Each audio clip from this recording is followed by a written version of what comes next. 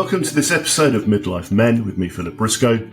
Today I'm very pleased to be joined by Duncan Bhaskaran Brown. Duncan is a speaker, a Morris dancer, which we'll find out about, and also an author. So he's written books on indulgence. So his first book, Get Over Indulgence, is available, and he's got a new book out in December called Real Men Quit. So Duncan, welcome. Well, thanks for having me. I'm looking forward to having a bit of a chat. So the clue was in the title there. We're going to be talking about overindulgence. In particular, we're going to be talking about overindulgence with alcohol. And I know you've got your own story, Duncan, and now you work with people who perhaps overindulge. Perhaps you can start at the beginning.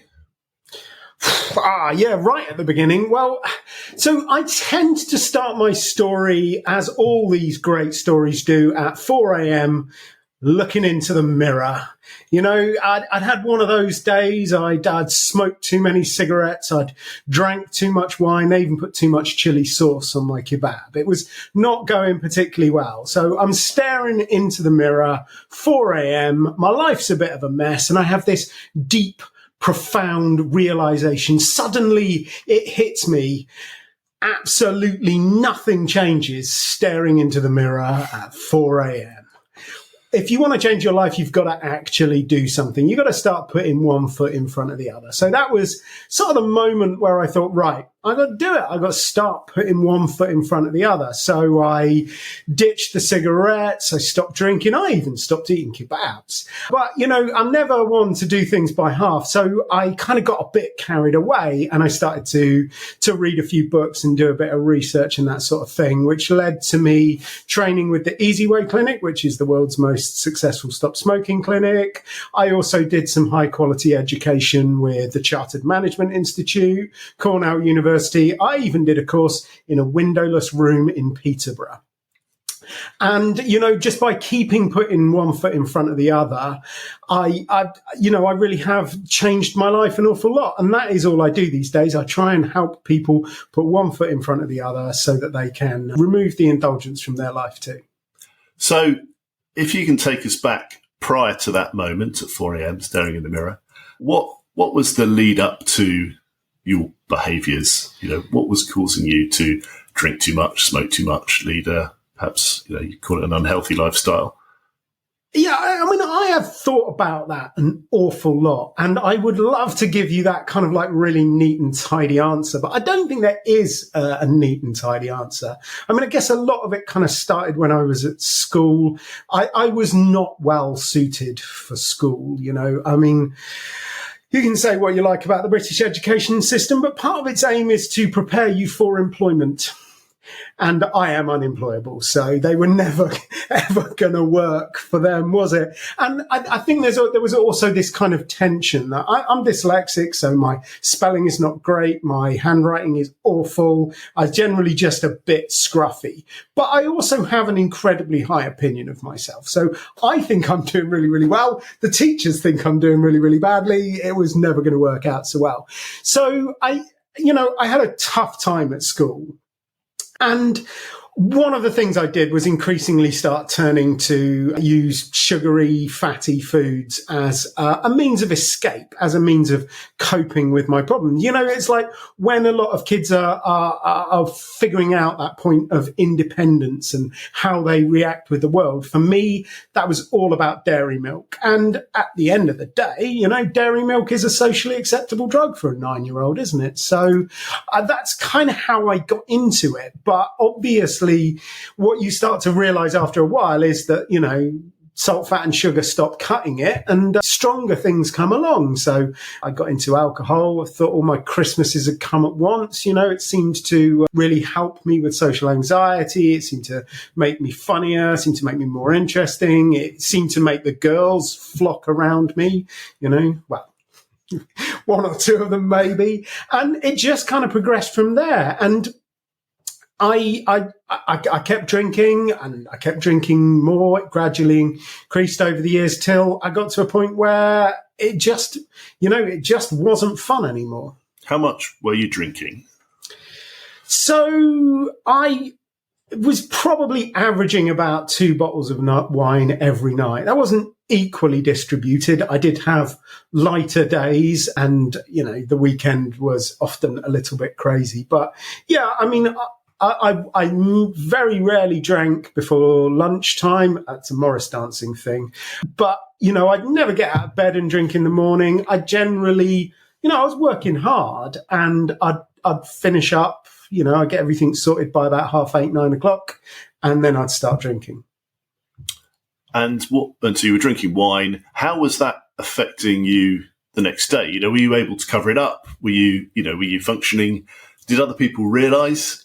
Oh yeah, no. I mean, a lot of people who knew me at the time, they can definitely spot a difference between me then and me now, but they wouldn't have been able to tell you that I had a problem with drinking. In fact, I've had people kind of like read the books and read the articles I write and listen to podcasts I'm on and go, that doesn't sound like you, Duncan. I don't actually believe you. Because that's one of the things with alcohol. It's relatively easy to hide. It's quite a common thing. So most of the drinking I did was not with other people. It was at the end of the day, as what I thought was allowing me to wind down. Of course, it never really works like that. And, I held down a job. I was actually quite successful, but I was never that good before midday. I was always took a couple of cups of coffee to get started. We had a 9 o'clock start, I would probably be late, but I was good once I got going. So I managed to kind of mask it, really. And did you talked about this 4 a.m. moment where you realised that, you needed to change. Were there any other drivers that caused you to think, enough's enough, I need to stop? Yeah, again, you should never listen to anybody who tells you those 4 a.m. staring in the mirror stories. I mean, they are just a bunch of rubbish. It's always much more complicated than that. So there was a lot of intersecting factors for me. I had some health issues. I got gout, right? That is so jet set. It used to be only kings and aristocrats that got gout. But me, normal guy from occupied Berkshire, I managed to get gout. And that really, really hurts, by the way. And it's totally and utterly linked to alcohol and diet. So that was kind of one of the things that was playing on the back of my mind. I was tired all of the time. I was quite lethargic. I thought that was just because I was getting on a little bit, but actually it was all the alcohol. But I suppose the other really big factor was I'd got married, had a wonderful wife. I mean, she's a bit weird and everything. She eats chickpeas and does yoga and odd things like that. Didn't smoke, didn't drink, didn't do drugs. Weird, as I say. Likes me. Very weird. So she was kind of like gently nudging me in the right direction. And I suppose it all kind of intersected at the point we were trying to have a child, and my wife had a couple of miscarriages, and those were very, very hard. And I didn't really know how to talk about it. So I just drank, which inevitably made everything much, much worse. And it kind of got to the point where in the back of my mind, it was becoming obvious that I had to make a decision. And it was, what do I want from life? Do I want a child or do I want another drink? And thankfully, I made the right decision, and I have an amazing 8-year-old. Yeah. How old is she now? 7-year-old daughter. So what were the steps then? I mean, I know there are lots of ways that people go to, try and help stop drinking, but what did you do? What worked for you? Yeah, so I used the easy way to stop smoking, which was developed by a guy called Alan Carr. That's not the comedian. That's the world famous addiction expert that no one's ever heard of. Anyway, I read his book. Oh, right. The Easy Way to Stop Smoking. Yes. Yeah. And it worked for me. Yeah, it's an amazing book. I mean, that's helped millions and millions of people, literally worldwide, to stop smoking. The Easy Way has clinics like across the planet, 50 odd countries. So it's more mental conditioning, isn't it? Yeah, so I would call it cognitive realignment, but that's because I'm trying to sound clever. It's basically, it gets at your beliefs. It takes your beliefs about smoking and, turns them around and then gives you a way of managing the thought process. And so I stopped smoking using that process. So when it became apparent that it was time to stop drinking, that was kind of where I went. And so there was a clinic. Was there? Were there no, I just read Alan Carr's Easy Way to Control Your Alcohol. Okay, right. And honestly, I remembered a lot of it from the smoking. And when I did read that book the first time, it was enormously influential on me in as far as it changed the way I thought about a lot of stuff. It was obvious that it could be applied to many different situations, not simply smoking. So I was already kind of part of the way there because I internalized and digested a lot of the information already. So did you find that you had to, well, you chose a different circle of friends? Were you still socializing with the same people when you stopped drinking? So I think that's a really interesting point. And there's quite a subtle kind of thing in it that I don't spend a lot of time with some of the people that I spent a lot of time with before. So I had friends who they really were just drinking buddies. The only thing that we had in common was that we were heavy drinkers. And honestly, I really hung around with them because they made me feel better. They made me feel like I wasn't, that bad in comparison to them. I was, I didn't have a problem, and it kind of normalized my drinking. That was their only purpose. We didn't actually have anything in common apart from alcohol. So I don't hang around with them anymore, but I didn't really make a conscious effort to avoid them. They just kind of naturally fell away because I didn't want to go to the pub simply to drink a lot of beer. I didn't want to just hang around with people where the main focus was alcohol. So I have a new set of friends who mostly that's come through business networking and self-development and things like that. And I just like spending time with them. And some of them drink, some of them don't drink. That's not really important to me because the activities that we do focus around being sober anyway. So it's that really isn't a problem with me. But then I have a lot of friends who actually do drink quite heavily. And as you mentioned at the start, I am a Morris dancer, and Morris dancers are noted for silly hats and large drinks. And a lot of them still drink heavily, and I still spend time with them because I actually like them as people. And we have a lot more in common, because I started Morris dancing because I thought it was a good excuse to drink early in the morning. But actually, once I stopped, I found I continued doing it because I like dancing. I like the guys I hang around with. I like being part of a tradition. I like being part of that community. There's so much more to it than simply the alcohol. In fact, it was never really about the alcohol. So yes, my friendship circle has changed, but definitely want to get across to people. You don't need to avoid people. There is a school of thought that said you should avoid triggers. What triggered me to drink alcohol? What was the biggest trigger? Probably my wife, but I didn't want to get divorced. So yeah, don't avoid triggers. Just learn how to manage them would be my advice. So it's interesting you say that, it's about the people you're with and actually realizing that you find people interesting, you have a connection.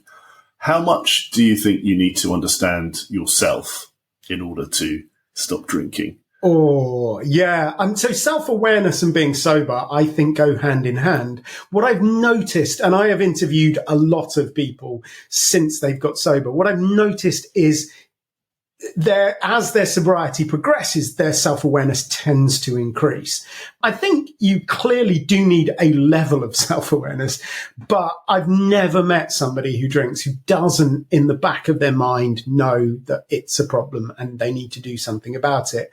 Most of the time, they're just not sure what to do, or they've tried things in the past and they haven't worked, or they've internalized the message that, stopping drinking is really, really hard and it's going to involve pain and suffering and white knuckles and things like that.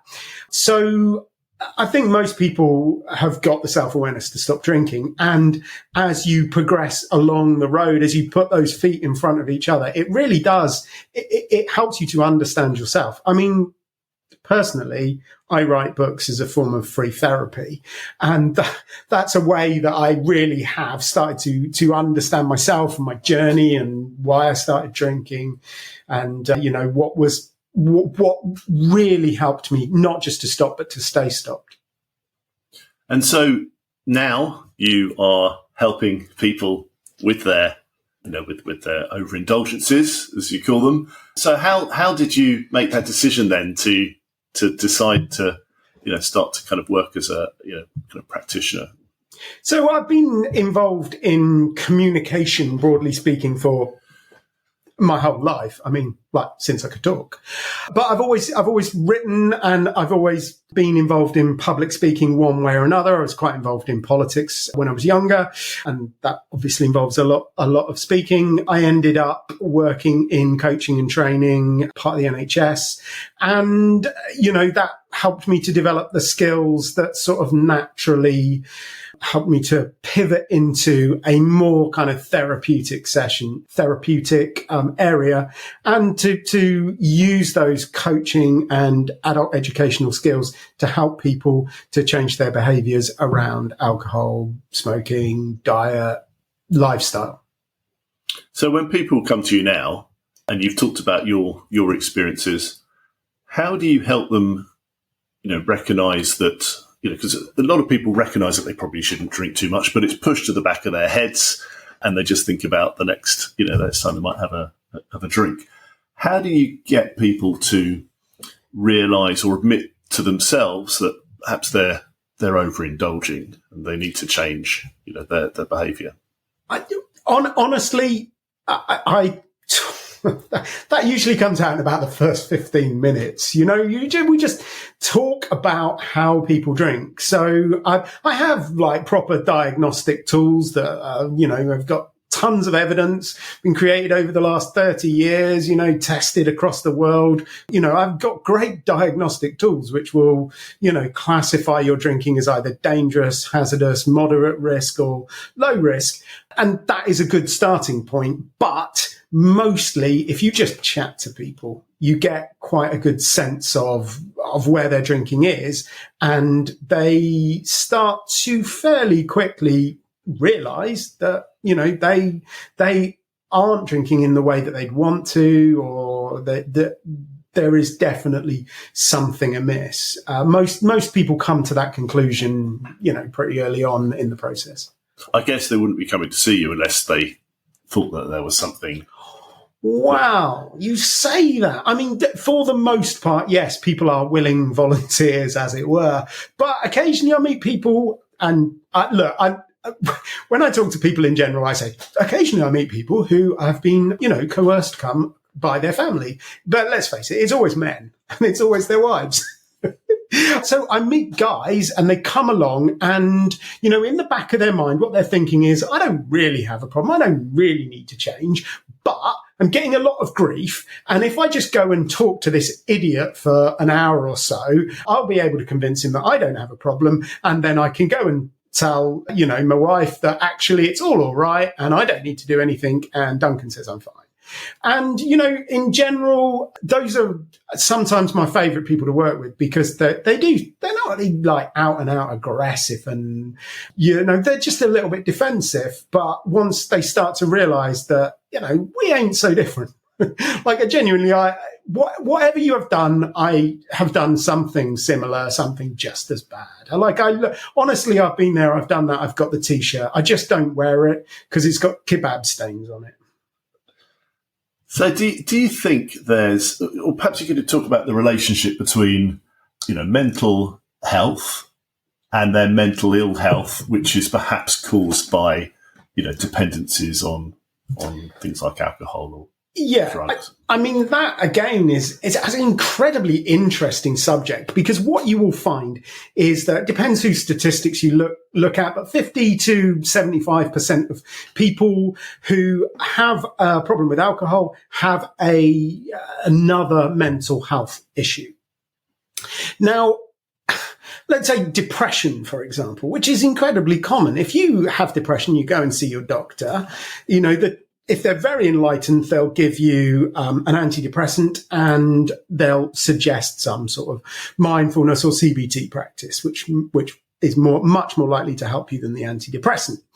However, if you're taking an antidepressant, that is generally going to be one of these serotonin uptake thingy bobbies. So it works on your brain's use of serotonin, right? So it's trying to increase that. Alcohol decreases it. Alcohol affects the way your brain processes the serotonin. So if you're taking an antidepressant and drinking, drinking is effectively a pro-depressant, so it has a massive effect. And I mean, for me, I had a lot of very strong emotions when I was drinking, and a lot of very strong, very negative emotions, which, looking at it now and looking at the kind of the diagnostic and statistic manual definition of depression, I definitely, if I'd gone and talked to a doctor, they definitely would have said, oh, you're depressed. That's what it is. So I think that the two things often go hand in hand. And I'm not a medical doctor, I have no qualifications, but I have met an awful lot of people who have other issues around their mental health that have improved dramatically when they have stopped drinking. So be that depression, anxiety, but also other kind of issues. You will meet a lot of people who get diagnosed with ADHD after having stopped drinking. So that kind of level of clarity and level of self-awareness helps them to go on and get that other issue treated. We were talking earlier actually about the relationship between suicidal tendencies and alcohol, and it was interesting what you were saying about the relationship. Perhaps you could talk a bit more about that. Yeah, so I mean, men, as I'm sure you and your listeners are aware, are more likely to commit suicide than women. Men are also 2 to 3 times more likely to have a drinking problem than women. But the interesting statistic is that they are actually less likely to seek help. So women are less likely to have a problem and more likely to get help. Men are more likely to have a problem and less likely to get help. And that's one of the things that contributes massively towards suicide. In fact, men are much more likely to commit suicide after drinking than women are. So alcohol is often a factor in suicide. So I think, it's something that is good because it is being talked about a lot more.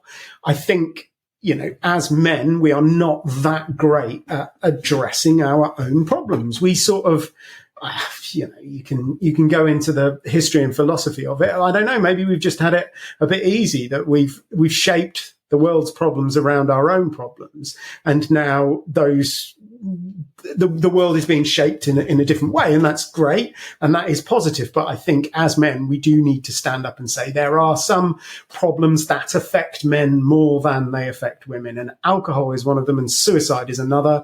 And those two things are very much linked. And do you think there are other reasons, perhaps social reasons, why men don't ask for help or don't discuss their concerns, their issues? I don't know. Have you ever heard the idea that boys don't cry? Yeah.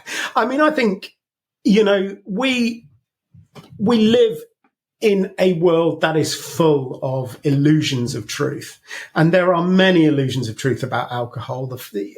Just to put it into the simplest possible terms, if you look at the motivational triad, you're basically designed as a human being to maximize pleasure, minimize pain, and minimize the expenditure of energy. And if you look at the delusions that are out there around alcohol, the world will tell you that alcohol increases your pleasure. It doesn't. It will tell you it reduces your pain. It doesn't. And it will tell you the best thing to do is sit on the sofa after a hard day's work and drink a glass of wine, which is, of course, minimizing energy expenditure. So, the illusions around alcohol go right deeply into our kind of evolutionary makeup. Those ideas that alcohol gives you pleasure, removes your pain, and helps you relax, those are so deeply embedded in our society, along with a lot of other deeply embedded ideas about masculinity and power and, controlling your emotions and being strong and not crying and not talking and not complaining and providing. And all of those things, I think they all kind of swirl together to create this storm where a lot of men are in a position of, extreme toxicity. There's lots of alcohol and lots of this kind of macho idea that you can't ask for help. So if you are listening to this and you have, father, brother, friend, colleague, husband, who you know, is abusing alcohol, perhaps beyond their control, what can you do to help, especially if somebody's not prepared to admit it or sees it as a sign of weakness or failure of some sort? I would go a little bit further than that. I'm pretty happy to bet that everybody listening to this knows someone who's drinking too much. Whether you're completely aware of it or not is another matter. But I tell people I help people to stop drinking, and almost every time somebody will tell me a story about Uncle Jeff, who's drunk so much he's turned his life to custard. It's like literally everybody knows somebody like that. So what can you do? That's a much more important answer. So it is really, really hard, because your natural reaction when you see somebody who's doing something that is damaging them is to point out to them that it is damaging them. However, if you tell somebody that alcohol is killing them, it's going to cost them their job, it's going to cost them their relationship, that's going to ruin their life, all you're going to do is make them scared. And can you guess what drinkers do when they're scared? Yeah, they drink alcohol, don't they? So the majority of the approaches that people take to helping their loved ones to stop drinking, or indeed smoking or gambling or doing drugs or any of those kind of behaviors, they tend to be counterproductive. And I don't blame people for that. I mean, my mum is a great example of this. My mum loves me, no doubt about that, but she used to give me heaps about smoking. In fact, if you ask her, she'll say, Duncan stopping smoking, it's proudest moment of my life. It's like, seriously, Mum, I've had 4 books published. I used to be mayor of my hometown, but the thing you're most proud of is me stopping smoking. Anyway, so she loves me very much, but she gave me a really hard time about smoking and drinking because she thought that was going to help, but it never did. It just made me scared, just made me indulge in those behaviors more. So I think the first and most important thing that I'd like to get across to people is try not to make it worse. Try not to put a lot of pressure on them, because that will make it worse. What you can do is show them that there's another way. Most people don't stop drinking because they don't believe they can. But the great thing is there is so much stuff on social media now. You spend any time on Instagram or Facebook, you will see a lot of people who have stopped drinking and are living their best life and talking about it and sharing their stories. And that is something that if you can find a way of getting people so that they can see there's another way, you can show them that there is an option, that is what will help them. And then, gently push them in the right direction, support them, love them, be compassionate. That's the main thing. I mean, yeah, you know what? We're human beings. We do occasionally need a kick up the arse. We do occasionally need to be told to stop getting in our own way. But in general, just be kind and compassionate and more carrot than stick. And you mentioned, you took the kind of easy way approach and read the book. What other ways, what other practical ways can people take who are trying to help their loved ones? Because I imagine sometimes it's a bit more difficult than just trying to reassure them and be kind, because it may be that their behaviour is having quite a significant impact on them as well, and it might not be as easy. So what can they actively do then in that case? Yeah, so there are a lot of different paths to recovery, but there are 4 kind of major ways that people tend to recover. One is through the 12-step tradition, Alcoholics Anonymous. That is definitely the most famous way of stopping drinking. They've been around for knocking on 100 years. They've helped a lot of people. They have great advantages. You get a ready-made community. It's a very holistic program. It helps you to deal with a lot of the underlying issues that will have popped up whilst you're drinking. So it's very good in some respects, but it doesn't work for everybody. I've met people who found it quite intimidating. It was started, knocking on for 100 years ago by straight white guys, and it has a little bit of the kind of privileged idea about it. The first thing they ask you to do in AA is to give up control. And I've met plenty of people from the LGBTQ plus community, from different ethnic groups, who it just doesn't resonate with them because they don't need to give up control. They never had it in the first place. It has a religious element which would put somebody like me off. So AA is pretty good. If you can get them along to a meeting, if you can just get them on the phone talking to AA, has lots and lots of free helplines. They're conducted regionally, but if you can just get them on the phone, that is always a good starting point. Then there's cognitive realignment. That's the tradition that I sort of sit in. That's Jack Trimpey and Alan Carr. But these days, there's a lady called Annie Grace who's really tearing it up. I love her stuff. She tends to resonate a little bit more with women than she does with men, but her stuff is good. So there's a couple of books, the Easy Way books, or This Naked Mind is Annie Grace's book. Those are fantastic starting points. In fact, if you have a loved one who has an issue, buy one of the books, read it, get yourself educated. And cognitive realignment is excellent in a lot of ways. It's very quick. You can do it in a few sessions. You can do it in a day sometimes. You can do it by reading a book. It's very quick. It's very effective. It deals with beliefs and thoughts, and then the actions kind of follow from confronting those beliefs and thoughts. So it doesn't tend to require much in the way of willpower. So it is a very effective thing. It has some disadvantages in as far as it doesn't provide you with a community, and it isn't kind of ongoing. It is a once and done thing. Whereas for my money, sobriety is about the journey. It is about continuing. It is about taking new steps. There's also, you can take a therapeutic approach. That's when you find a therapist and you work on the trauma that underpins the drinking. Very good because it's very individual. It's very holistic. It will get to the root of the problem.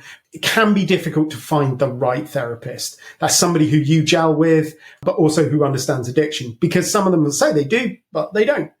And it can also take a lot of time. And then the final way that a lot of people get sober is what I like to call natural recovery. That's people who just stop drinking. And it's more common than you'd think. My good friend RJ, I asked him what method he used to stop drinking. He just goes, pain in the ass, stubbornness. So, a lot of people do that. And it can be hard because it can involve a lot of willpower. And it can make you feel alone trying to do that, but it has some advantages because ultimately speaking, you get to build your own worldview if you do that. If you join AA or you get really into cognitive realignment or therapy, you're basically swapping a worldview around alcohol for a worldview around therapy, cognitive realignment or AA. So those are the kind of the four methods. Just, try them is my ultimate kind of thing. You can go to AA for free. You can have a call with me and I'll explain my system for free. You might be able to find it. Well, you can find low-cost counselling stuff. You can find a lot of information about therapy online. Okay, well, we'll put some links for people to look at after this. So finally then, Duncan, all great information and great advice. Just in summary then, somebody's listening to this thinks, I don't want to be opening another bottle of wine tonight, drinking it, or I don't want to be drinking, another 6-pack of beers. I'm feeling crap tomorrow. How do I stop? What's a kind of quick stop, solution? Okay. So first and foremost, the fact that you've realized that is enormously important. That's the first step. And I think there's this kind of, I suppose it's an obvious delusion that, stopping is this thing that you do on one day, but it's not. It is actually a process. And most people, there is a period of time where you could say they are in the kind of like the phase of stopping. That is, of course, the first and most important, step on your journey is to get into that phase of stopping. So by realizing that you have a problem and that you want to at least do something about your drinking, that is the first important step. What I would do with people is I would look at their beliefs. So you have a lot of beliefs around alcohol and they underpin your actions and you never really think about them. They're subconscious. And what we do is we'd take them out into the light. We'd have a look at them. We'd examine them. We'd see whether they're true. We'd see whether they're useful. And if they're not true and they're not useful, then we'd wrap them in Semtex, shout fire in the hole, and blow them to smithereens. And once you've kind of removed those beliefs, you're in a much better position. All you need to really think about then is managing the triggers. And I don't like the word triggers or cravings that much because we're just talking about thoughts. You have thousands of thoughts every day. Some of them are let's have a drink. And those thoughts can come from there is a physical element to it. Most people who drink alcohol don't have a physical problem, but there is a physical element to withdrawal. I mean, most people say, I've never suffered from alcohol withdrawal. So yes, you have. That is technically what a hangover is. It is withdrawal from alcohol. So there is a small physical amount of it, but all it does is it makes your brain think, let's have a drink. But there's also a lot of associations, like we talked about earlier. You know, certain people will make you think, let's have a drink. Certain places will make you think, let's have a drink. Meals, activities. So it's about managing the thoughts around those triggers, those associations. Once you've learned to do that, then the actions will catch up. You know, the actions are the easy bit, so long as you deal with the beliefs and the thoughts first. The problem most people have is they try and do it the other way around. They try and change the actions and hope that their thoughts and their beliefs are going to catch up. Do you know what? They very rarely do. Great advice, thank you. And then just finally then, your book, Real Men Quit, is coming out in a couple of months. Do you want to tell us a bit about that? Yeah, so it's a fairly comprehensive look at what you can do if you want to stop drinking. I mean, in essence, it's that process that I just described. We look at your beliefs, then we look at your thoughts, then we look at your actions. But we do it with knob gags. You know, it's written in a relatively light-hearted way. What I try and combine a little bit of science. Don't worry, there will be no test, but a little bit of the kind of like psychological, neurological understanding of what's going on. A little bit of my experience. You know, the stuff that I went through, how it worked for me, but also quite a dose of humour, because do you want to read something boring? No, of course you don't. You want armchair macho and, you know, bad jokes. That's what it is full of. Brilliant. Well, Duncan, thank you so much for joining us today. Really interesting. We'll put a lot of the links that you referenced and a link to your books you can pre-order on the website. But for now, thank you very much. No, well, thank you for having me. It's been fun. Thank you for joining me for this episode of Midlife Men, where my guest has been Duncan Bhaskaran Brown. If you want to find out more about Duncan or to contact him directly, then visit his website, www.bhaskaranbrown.com. That's BHASKARAN Brown.com. You can also buy his book, Get Over Indulgence, or pre-order his new book, Real Men Quit, and we'll put all these links on the website. Duncan also referenced a few self-help books to stop drinking, The Easy Way series by Alan Carr, and The Naked Mind by Annie Grace. If you have a suggestion for a topic you'd like us to cover in the podcast, or if you have a story you'd like to share, then please contact me either on Twitter @MidlifeMen or email me at midlifemen01@gmail.com. Join me next time when we talk to other midlife men about their stories, and maybe you'll find that they resonate with you.